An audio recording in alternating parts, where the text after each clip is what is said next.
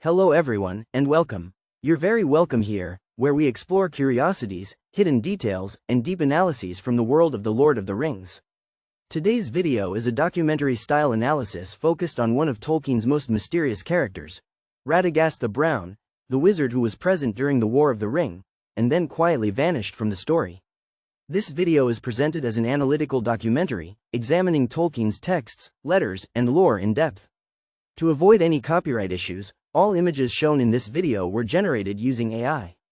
Because of that, there may be small visual inconsistencies between what you see on screen and what is being narrated, but every effort was made to remain faithful to Tolkien's world. In this analysis, we'll explore Radagast the Brown, his relationship with Gandalf the Grey and Saruman the White, his role during the early days of the War of the Ring, and the deeper reasons why Tolkien chose to remove him from the central narrative. Let's begin this journey into one of the quietest and most misunderstood figures in Middle-earth. When the War of the Ring erupted, Radagast the Brown was still present in Middle-earth and actively moving within its events. He had direct contact with Gandalf the Grey and Saruman the White shortly before chaos fully unfolded. Yet when the world most needed powerful allies to stand against Sauron, Radagast quietly vanished from the main narrative. This absence raised many questions that Tolkien never answered directly within the main books. What truly happened to him? Did Radagast flee in fear? Did he perish unnoticed, or was his failure something far more subtle than Saruman's open betrayal?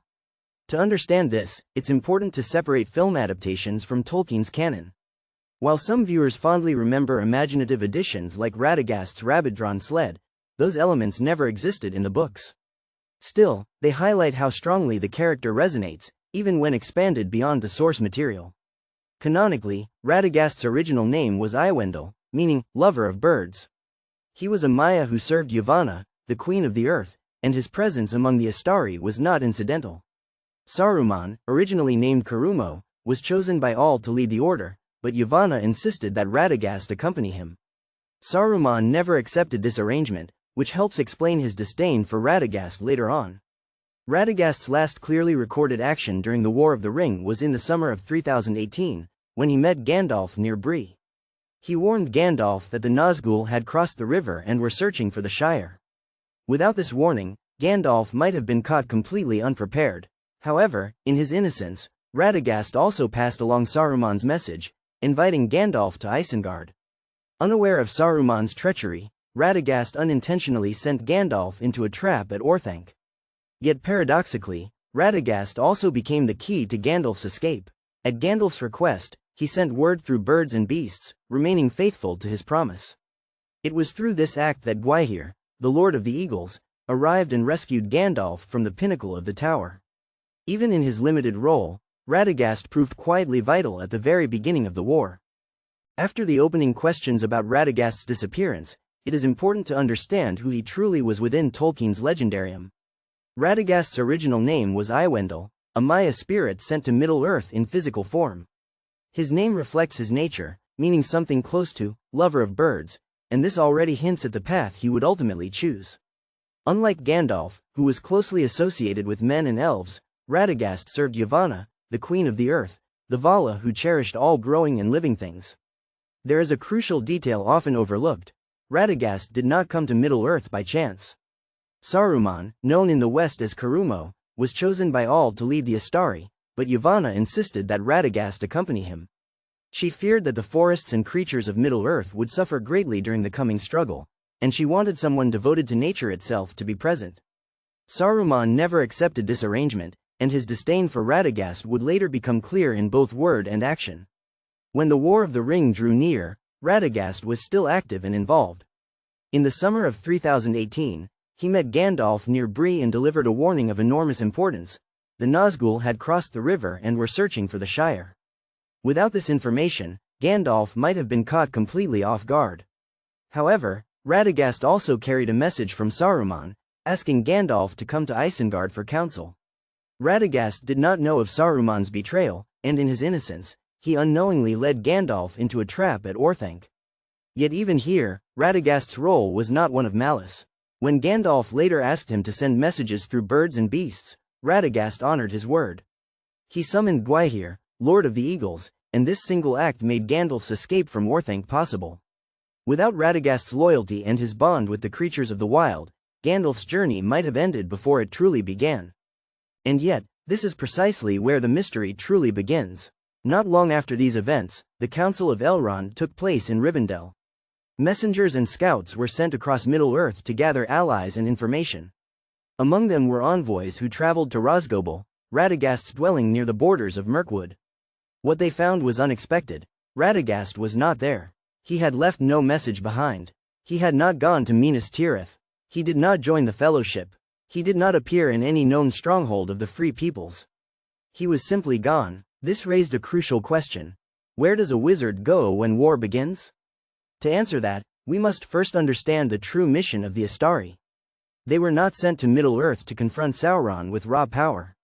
Though they were Maiar, they were placed into real, physical bodies that could feel hunger, fear, pain, and exhaustion. Their task was to guide, inspire, and unite elves and men against the shadow, not to dominate the conflict themselves. The key to Radagast's fate lies in Tolkien's own words. According to Tolkien, Radagast failed in his mission. But this failure was fundamentally different from Saruman's. Saruman failed through pride, ambition, and a desire for domination, falling completely into darkness. Radagast, on the other hand, failed because he became excessively attached to the wild things of Middle-earth. He did not become evil. He did not betray his friends. He became distracted. When Radagast arrived in Middle-earth, he was so deeply enchanted by its forests, birds, beasts, and growing things that he slowly lost sight of the political and strategic purpose behind his mission. While Sauron threatened to enslave the Free Peoples, Radagast focused his attention on protecting trees, animals, and untouched places. This explains why he was not present when the war reached its height. With the shadow of Dol Guldur rising near his home, it is likely that Radagast withdrew deeper into the forest, not out of fear, but out of love. He chose to remain close to what he valued most, nature itself. In a war that demanded warriors of spirit, Radagast became a quiet guardian, standing apart from the great clash that defined the age. There is also a popular idea that often appears in discussions about Radagast's fate, though it remains entirely speculative. Some believe that the eagles who arrived at the Battle of the Black Gate may have been sent at Radagast's command. The text itself states that the eagles came with the wind from the north, which more strongly suggests Gandalf's influence, or perhaps even the will of Manwë. Still, the theory persists because it feels fitting. Radagast, working quietly through the creatures of the wild, aiding without ever stepping onto the battlefield himself. What is clear is that Radagast became, in essence, a pacifist of nature at a time when Middle-earth demanded warriors of will and spirit. And this choice carried consequences. At the end of the Return of the King, Gandalf departs from the Grey Havens alongside Elrond, Galadriel, and the Ringbearers. Radagast is not among them. This absence led to the idea that Radagast had been punished, left behind in Middle-earth as a form of exile. However, Tolkien never described Radagast as imprisoned or cursed. What we know is simply that he did not return at that moment. This opens another interpretation. What becomes of an Ice Star who remains behind after his mission fades? One theory suggests that Radagast, having grown deeply attached to Middle-earth, gradually became something closer to a local spirit. Not that his body vanished, or that he transformed into a tree, but that his identity as an emissary of the Valar slowly dissolved. Without a guiding mission and without returning to Valinor, Radagast may have continued on as a guardian of the forests, protecting life quietly while fading from the histories of men. Whether this was a punishment or a reward is open to interpretation. It may have been exactly what Radagast desired.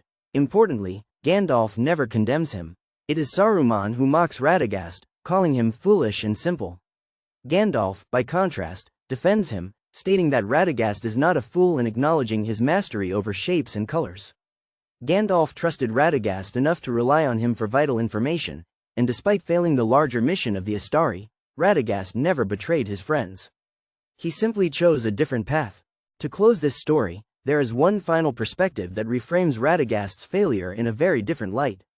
While it is true that he failed in the mission given by Manwë, the king of the Valar, it is possible that he fulfilled something else entirely.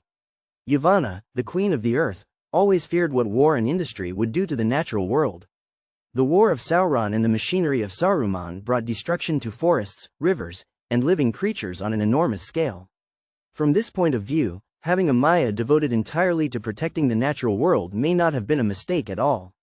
While armies clashed and kingdoms burned, Radagast remained behind to safeguard what the great histories rarely pause to describe. In later notes and writings, Tolkien himself softened his judgment of Radagast. He suggested that Radagast may not have been banned from Valinor forever. There is a possibility that, after long ages spent serving nature and learning detachment, Radagast could eventually have been permitted to return to the West. Not as a triumphant hero like Gandalf, but as a humble servant who completed his work quietly and without recognition. This interpretation transforms Radagast from a failure into a tragic, almost poetic figure. The deeper lesson in Radagast's story is one of priorities. Middle-earth needed to be saved from Sauron first. Without Sauron's defeat, no forest, bird, or beast would ever truly be safe. Radagast, in his compassion, tried to save the garden while the house was on fire. His intentions were pure, but his timing was flawed. In the end, Radagast the Brown is neither a traitor nor a coward. He is a character who lost himself in the beauty of the world. He did not vanish because of a plot hole or careless writing. He vanished because Tolkien's narrative follows the struggle of the free peoples, and Radagast chose to step away from that struggle to protect the quiet, living things that history often forgets. And now, the question remains open. Should Radagast have been allowed to return to Valinor alongside Gandalf? Or was it right that only Gandalf departed at the end of the Third Age? The answer depends on how one understands duty, love, and sacrifice in Tolkien's world.